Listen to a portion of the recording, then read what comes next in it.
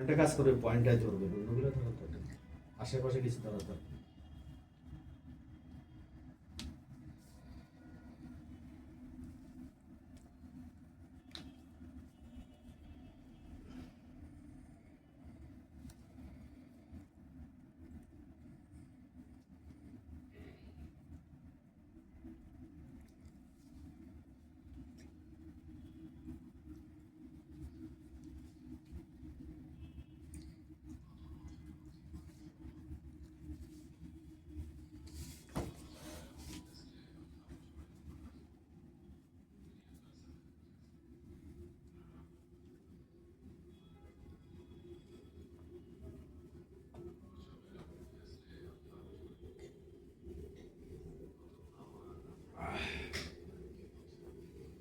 সামনের দিকে চাপ দেন।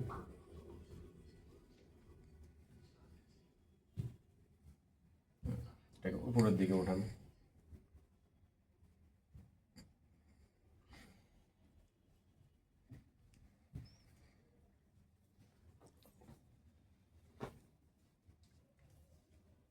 একটু তো ইয়ে আছে, বেশ ভালো এনার্জি আসছে দেখি। মাশাআল্লাহ।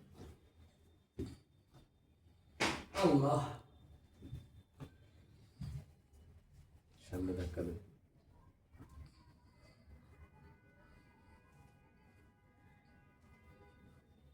উপরে ওঠান।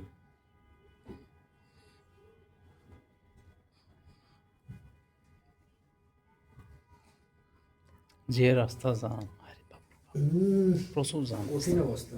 দেখলাম যে আমি তো অফিস থেকে হাইটে আসছি, তো দেখলাম যে ওইটা দেখলাম। আমি রংসার দিকে যে খবর হয়ে গেছে এফারে পার হইতে আর ওইফারে যাইতে।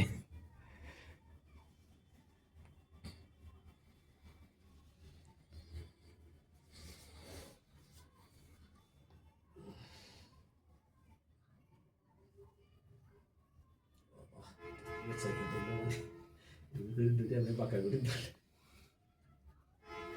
মানে মনে হয়েছে না এইখান থেকে ছিঁড়ে মনে হয়েছে।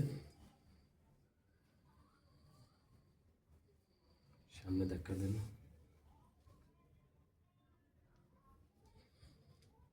উপরে ওঠান।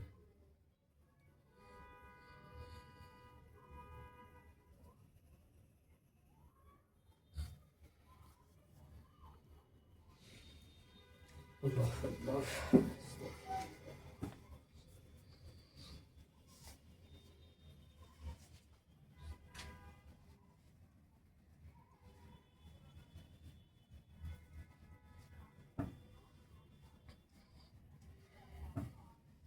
সামনে ধাক্কা দেন।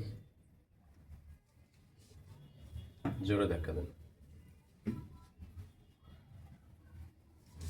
উপরের দিকে ওঠান। ওঠান। ওঠান। হাতটাকে ওদিকে নিন।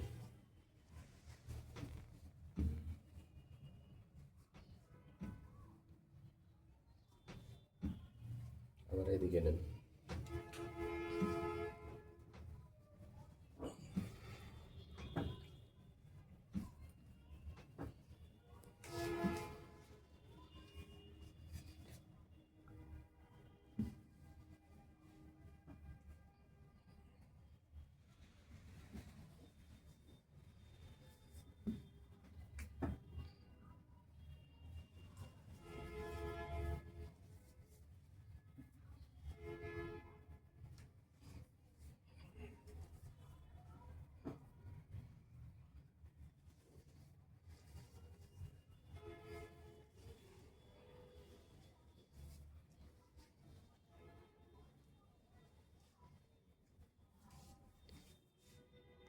আপনার মিসেস ফোন দিছে। ওদিকে। থাক, আপনি করতে থাকেন, এটা পরে।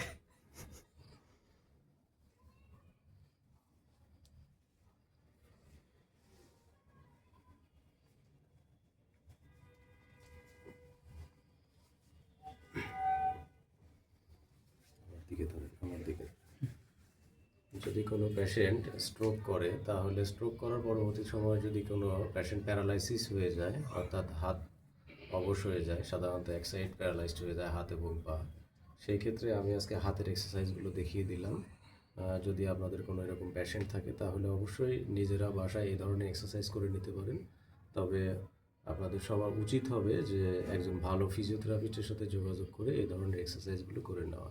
প্যারালাইসিস হলে যে মানুষ সারা জীবন ঘরে প্রতিবন্ধীর মতো বা পঙ্গুত্ব বরণ করে বসবাস করবে বা জীবনযাপন করবে, বিষয়টা সত্য নয়। যদি কেউ সঠিক সময়ে সঠিকভাবে যদি ফিজিওথেরাপি ট্রিটমেন্ট নেয় তাহলে অধিকাংশ ট্রিটমেন্টই আল্লাহর রহমতে ভালো হয়ে যায়। ভালো থাকবেন সবাই। আসসালামু আলাইকুম।